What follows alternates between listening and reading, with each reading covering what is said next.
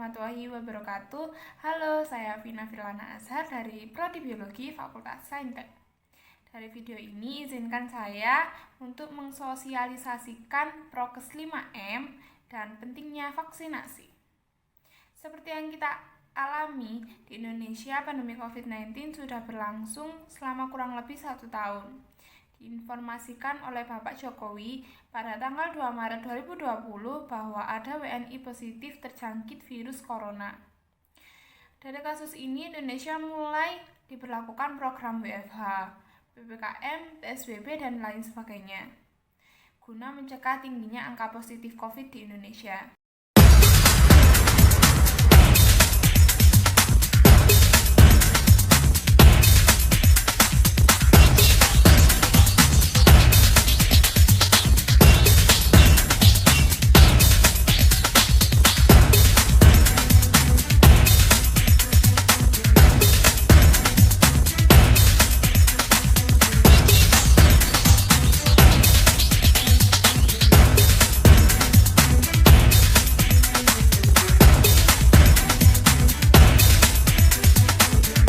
Minggu yang lalu ada informasi bahwa ada orang Jepang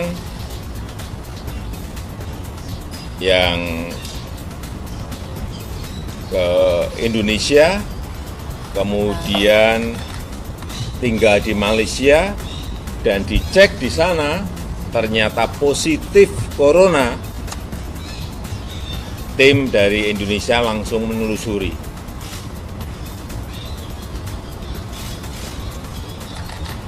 Orang Jepang ini ke Indonesia bertamu ke siapa, bertemu dengan siapa, ditelusuri dan ketemu.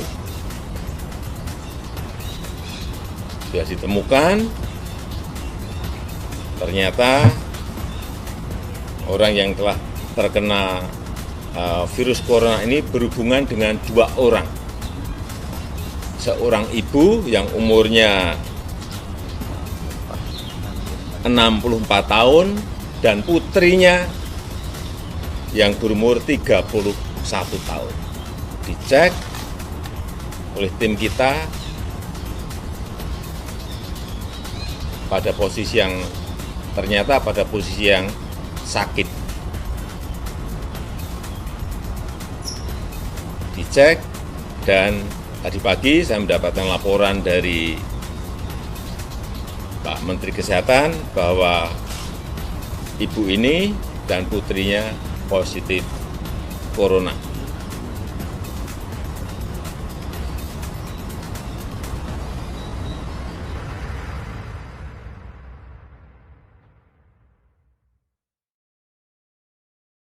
Selama setahun pandemi ini, memang angka COVID dibilang tidak stabil. Ada pada saat bulan-bulan tertentu angka COVID meningkat sangatlah drastis, seperti halnya saat bulan Juli lalu. Kemarin kasus COVID meningkat sangatlah drastis, hingga diberlakukannya PPKM Jawa Bali. Tentu saja di samping tingginya kenaikan kasus COVID, kegiatan masyarakat harus dibatasi dan menyebabkan pro dan kontra dari kegiatan ini. Masyarakat mengalami kesusahan dalam beraktivitas, baik bekerja, bepergian, dan kegiatan lainnya. Nah, dari semua fenomena ini saya akan mensosialisasikan prokes 5M. Sudah tahukah Anda apa saja prokes 5M itu? Yang pertama, mencuci tangan. Rutin mencuci tangan hingga bersih adalah salah satu protokol kesehatan yang cukup efektif untuk mencegah penularan COVID-19. Untuk hasil yang maksimal, cucilah tangan setidaknya selama 20 detik beberapa kali sehari, terutama saat sebelum memasak atau makan, setelah menggunakan kamar mandi, setelah menutup hidung saat batuk atau bersin. Untuk membunuh virus dan kuman-kuman lainnya, gunakan sabun dan air atau pembersih tangan dengan alkohol setidaknya dengan kadar 60%. Yang kedua, memakai masker. Pada awal pandemi COVID-19 tahun lalu, Organisasi Kesehatan Dunia WHO mengatakan bahwa penggunaan masker hanya direkomendasikan untuk orang sakit, bukannya orang sehat. Namun, virus corona jenis SARS-CoV-2 benar-benar baru, sehingga protokol kesehatan bisa berubah-ubah seiring bergalirnya waktu. Beberapa waktu selang kebijakan WHO di atas, WHO akhirnya mengeluarkan imbauan agar semua orang, baik yang sehat ataupun yang sakit, agar selalu menggunakan masker saat beraktivitas di luar rumah. Protokol kesehatan virus corona terkait masker pun semakin digalakkan di beberapa negara. Di Amerika Serikat, Centers for Disease Control and Prevention (CDC) memperbarui pedoman terkait penggunaan masker. CDC mengimbau masyarakat AS harus memakai masker meski berada di dalam rumah pada kondisi tertentu. Menurut CDC, penggunaan masker di dalam rumah perlu dilakukan ketika terdapat anggota keluarga yang terinfeksi COVID-19, terdapat anggota keluarga yang berpotensi terkena COVID-19 karena aktivitas di luar rumah, merasa terjangkit atau mengalami gejala COVID-19, ruangan sempit, tidak bisa menjaga jarak minimal 2 meter. Yang ketiga, menjaga jarak. Protokol kesehatan lainnya perlu dipatuhi adalah menjaga jarak. Protokol kesehatan ini dimuat dalam keputusan Menteri Kesehatan RI dalam protokol kesehatan bagi masyarakat di tempat dan fasilitas umum dalam rangka pencegahan dan pengendalian COVID-19. Di sana disebutkan menjaga jarak minimal 1 meter dengan orang lain untuk menghindari terkena droplets dari orang yang bicara, batuk, atau bersin, serta menghindari kerumunan, keramaian, dan berdesakan. Yang keempat, menjauhi kerumunan.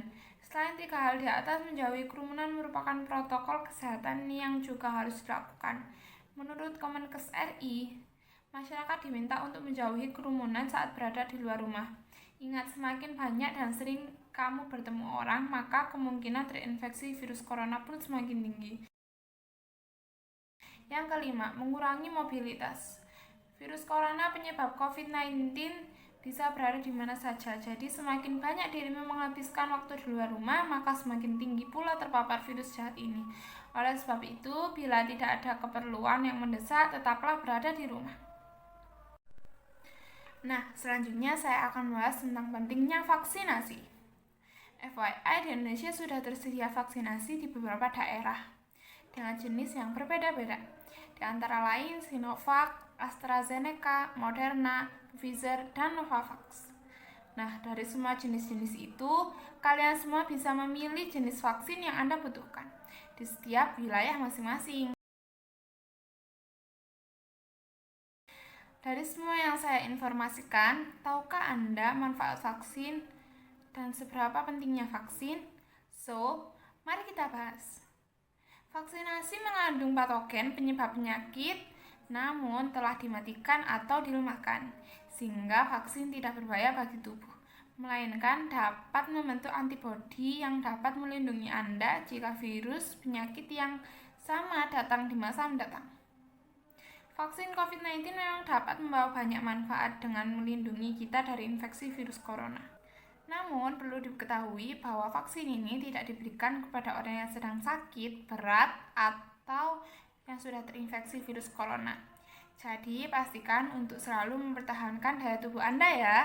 Manfaat lain dari vaksin ini tidak hanya melindungi diri sendiri, tapi juga orang-orang sekitar Anda yang belum memiliki kekebalan terhadap virus corona.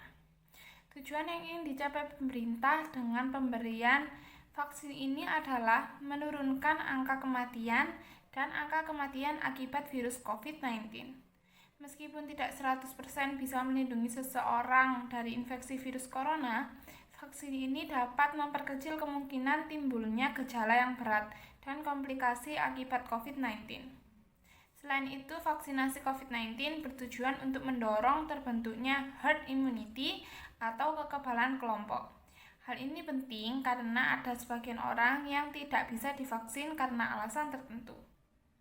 Nah, dari semua perkataan yang saya paparkan tentang Prokes 5M dan pentingnya vaksinasi, dapat disimpulkan bahwa semua hal tersebut sangat penting untuk mencegah penyebaran dan pemaparan virus COVID-19. So, untuk kalian yang masih belum vaksin, yuk segera vaksin, dan untuk yang sudah vaksin maupun belum, jangan lupa ya untuk selalu menerapkan Prokes 5M agar pandemi segera berakhir. Sekian dari saya, apabila ada kurang lebihnya saya mohon maaf. Wassalamualaikum warahmatullahi wabarakatuh.